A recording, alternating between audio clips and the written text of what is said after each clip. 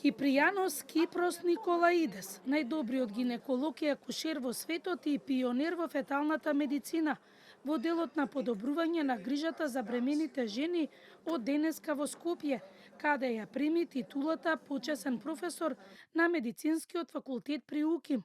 Првиот човек на истражувачкиот центар во Лондон во Скопје одржа предавање и покани доктори од гинекологија за едукација во Лондон и во Грција, каде може да ги научат најновите методи во феталната медицина.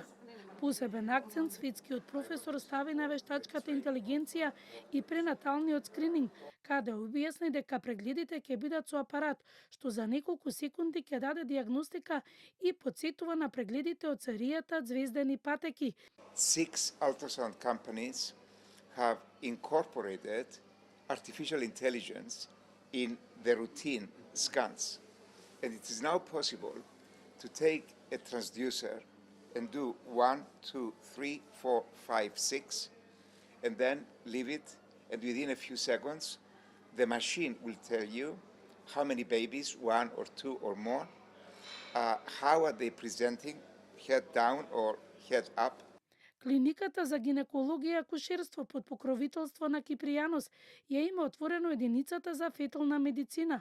Професорката Данева објасни дека се овозможува знаење за скринингот на фетални неправилности кај плодот, уште во утробата на мајката, како и акцент на високиот крвен притисок кај трудницата. Преку националната програма за мајки и деца да го користат овој иновативен пристап, односно да имаат можност преку тестот да ја скринираме преекламсијата, односно навремено во првите 3 месеци да може да ја детектираме и соодветно да ги заштитиме.